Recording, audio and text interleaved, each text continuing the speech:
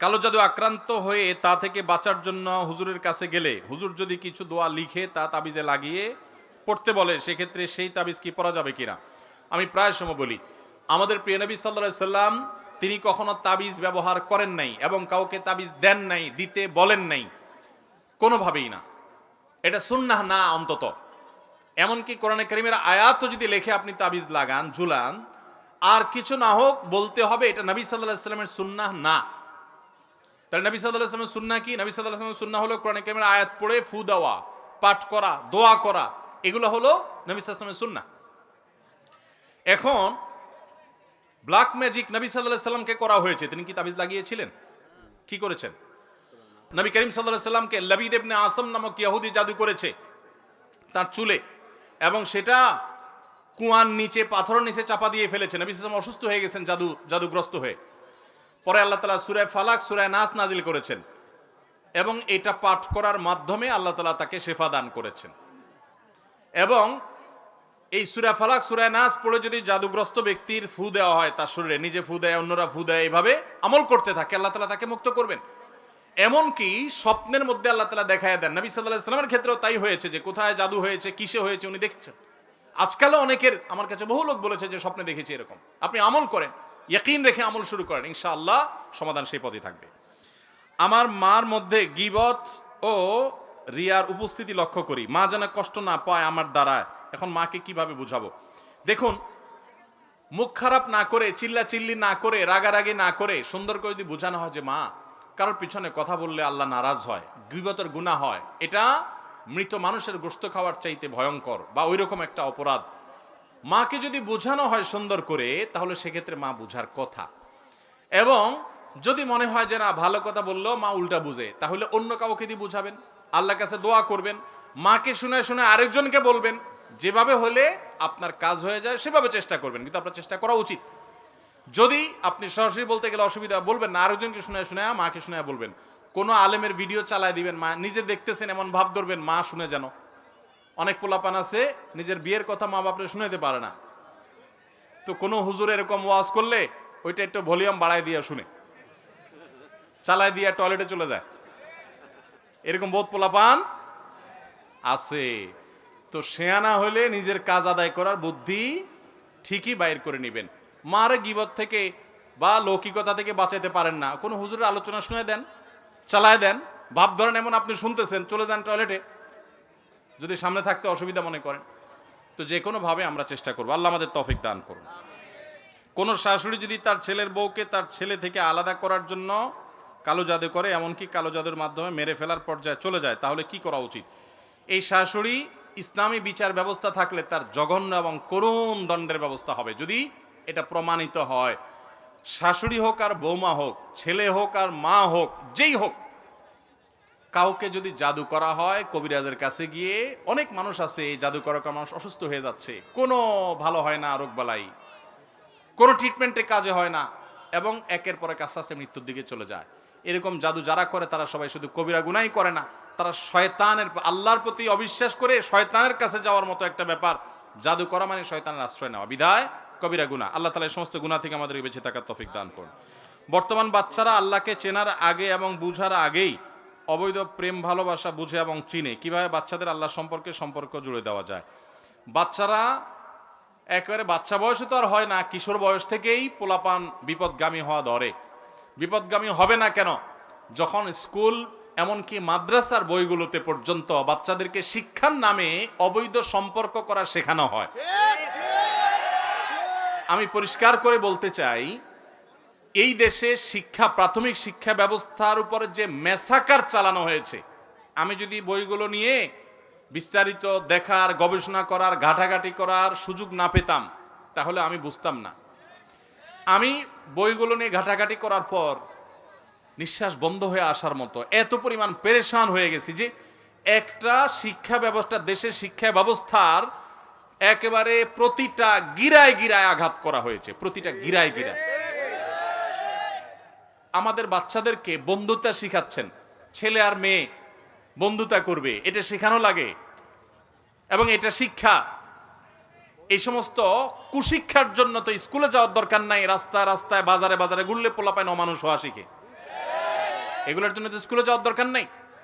আমরা সেই প্রজন্ম চাই যেই প্রজন্ম পাবলিক বাসে উঠার পর কোনো মুরব্বীকে দেখলে সিট ছেড়ে দিবে। আমরা সেই প্রজন্ম চাই যে প্রজন্ম মা বাবার সামনে মাথাটা নিচু করে লাজুক হয়ে কথা বলবে। আমরা সেই প্রজন্ম চাই না যে প্রজন্মকে আপনি সেক্স এডুকেশন শেখানোর নাম করে বেহায়া বানাবেন।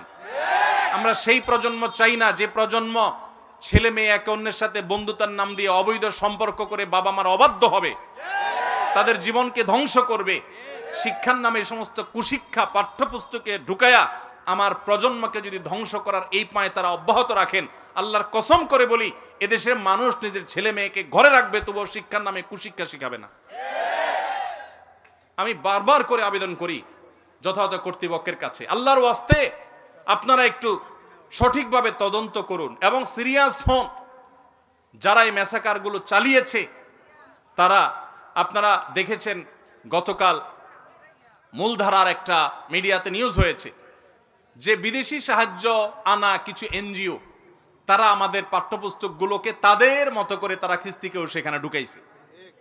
এবং সেখানে আপনারা এও দেখেছেন যে ভারতের কোচিং সেন্টারের ওখান থেকে কপি এবং পেস্ট করে আমাদের বই বাচ্চাদেরকে দেওয়া হচ্ছে। তাহলে যারা বই লেখার জন্য সরকারের কাছ থেকে লক্ষ লক্ষ টাকা খাইলো, এরা কপি পেস্ট করে টাকা খাইলো, এর জন্য তাদের কি জবাবদিহি করা উচিত না? আমাদের মাদ্রাসার ছেলে মেয়েদের বই পুস্তকে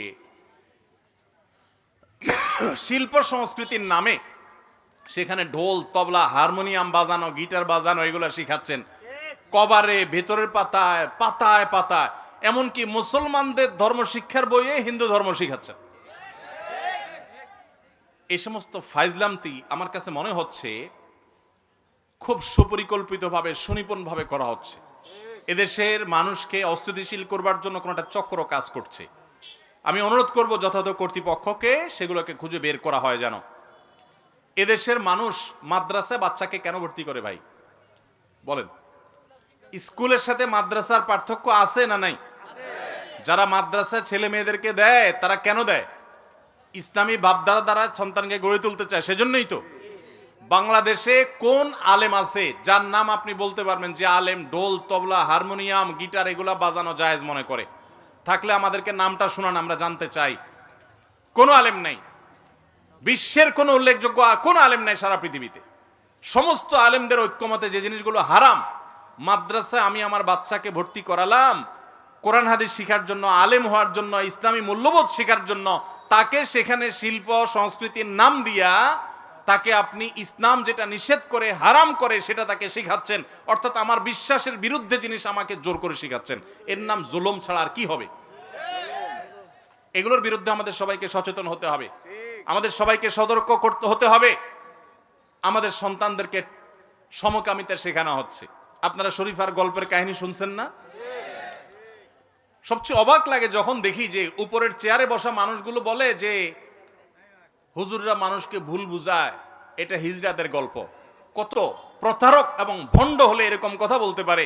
গত বছরের গল্প আমি পড়েছি, এই বছরের গল্প আমি পড়েছি, হুবহু একই, শুধু ট্রান্সজেন্ডার শব্দের জায়গায় আপনি হিজড়া বা তৃতীয় লিঙ্গ লাগাই দিয়েছেন।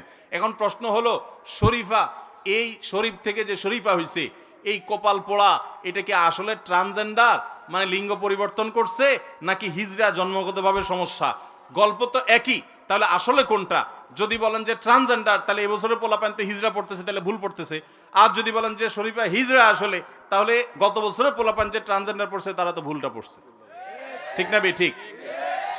শিক্ষার নামে এই তামাশা এই দেশে বিগত কখনো, এত বছরের মধ্যে স্বাধীনতা থেকে আজও পর্যন্ত কখনোই, এই 23 এবং 24 এই 2 বছর এই বইগুলোকে মেসাকার করা হয়েছে। 21 সাল পর্যন্ত বইগুলোতে সালাম ছিল, মাদ্রাসার বইয়ে সালাম ছিল, মহিলা টিচারের মাথায় হেজাব ছিল, বাচ্চাদের মাথায় টুপি ছিল, বছর সেগুলো সব সরাই দিচ্ছেন। মাদ্রাসার পোলাপানের ঢোল তবলা বাজানো শিখাইছেন। এরা চায় এদেশের স্কুল এবং আলিয়া মাদ্রাসাগুলো সব ছাত্র শূন্য হয়ে যাক। তারা চায় সরকারি এই শিক্ষা প্রতিষ্ঠান, এই সিস্টেম ধ্বংস হোক, ভেঙে পড়ুক। এই জন্য তারা এই সমস্ত ষড়যন্ত্র করছে। আল্লাহ তাআলা এদের হাত থেকে আমাদেরকে রক্ষা হওয়ার তৌফিক দান করুক।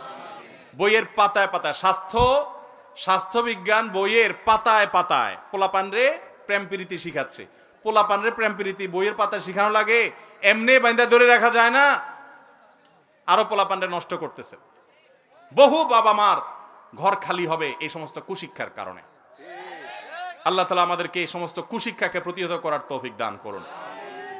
আমরা আবারও বিনীতভাবে অনুরোধ করতে চাই, আমি বিশ্বাস করতে চাই যে অনেক বড় বড় পদে দায়িত্ব থাকা ব্যক্তিবর্গ তারা জানেন না তাদের মাথায় কাঁঠাল ভেঙে খাচ্ছে কোন একটা মহল। আমি অনুরোধ করব তাদেরকে, তারা যেন সতর্ক হন।